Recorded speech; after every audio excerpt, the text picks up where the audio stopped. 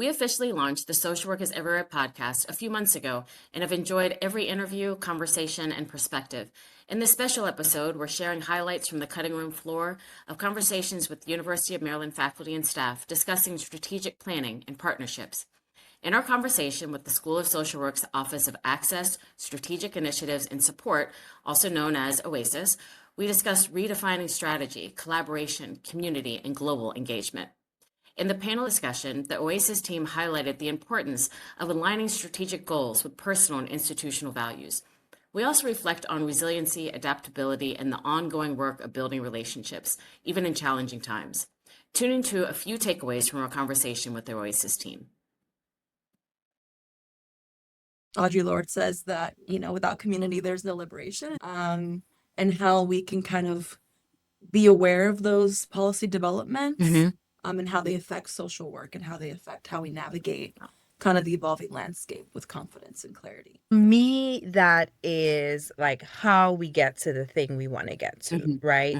So how do we turn maybe our goals and our values into things that are concrete and actionable, and making sure that they are in alignment, not just with the school's goals and UMB's goals, but with our values as well, and are responsive to everything that's going on. And then, I don't know if this is a real word or not, but I always talk about strategery, which is just with a little oomph, a little spice. And to me, that's just about being savvy. I feel like when we have strategic plans, people often don't read it, they don't look at it. It just lives as sort of a dead document. We don't do things just to do them, right? When we do them, we have to make sure that they fit and are in alignment with one of these things, because I always believe the work should not live within one person. Right.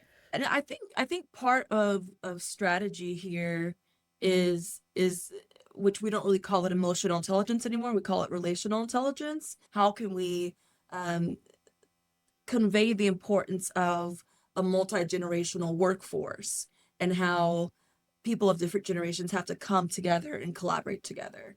We had done that outreach to position ourselves as a resource. We also are doing the same thing on the MSW side and have had MSW students work in our office so they can see the work of the strategy. I just finished the gerontology course in Japan.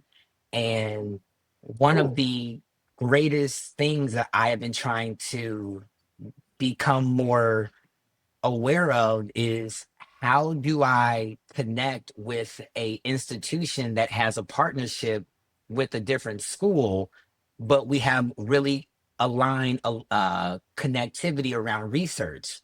I found a really great relationship with the psychiatrist, but I'm in the School of Social Work, and the MOU is with the School of Pharmacy. But when you said it like that, David, like a light bulb went into my head, and there's no reason why that cannot be opened up, because I think you're so right. It doesn't always happen in the classroom, and sometimes it has to happen in that way.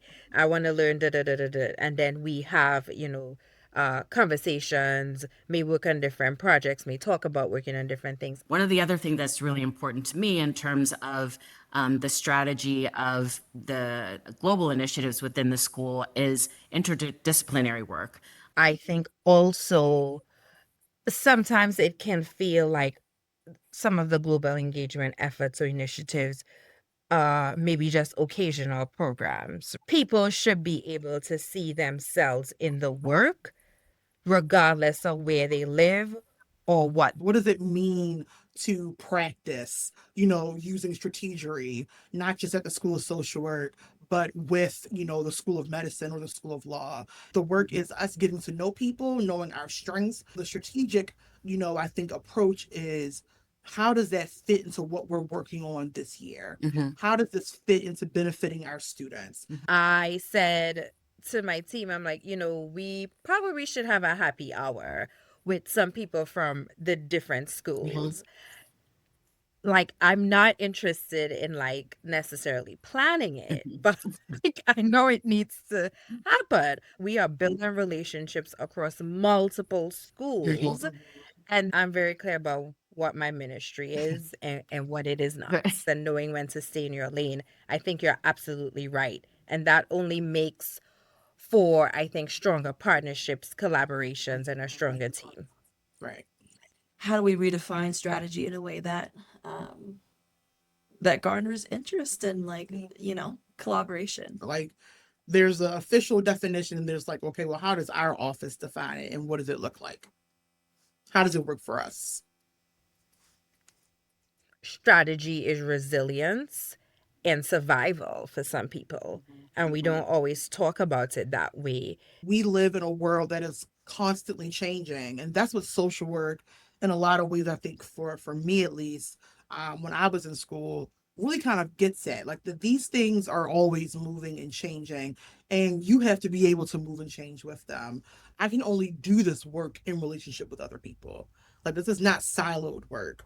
We can build all the strategies we want and have all the email templates we want, but if that relationship piece isn't key,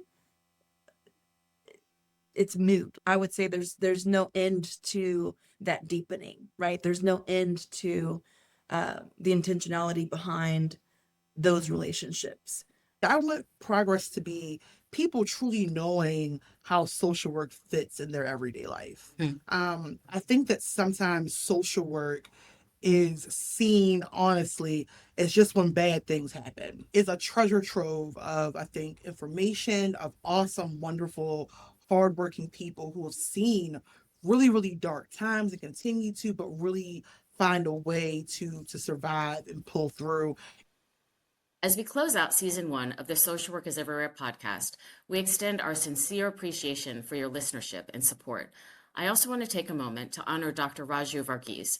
Dr. Varghese was a visionary behind our long-standing partnership with Rajagiri College of Social Sciences in Kerala, India. Dr. Varghese passed away peacefully on October 16th, surrounded by his family. As a member of the School of Social Work faculty for 40 years, Dr. Varghese devoted his life to social work and global education. His legacy lives on through the experiences of our students and the many lives that he touched. Thank you again for tuning in to the Social Work is Everywhere podcast. We look forward to connecting with you next year with new hosts and topics exploring social work is everywhere.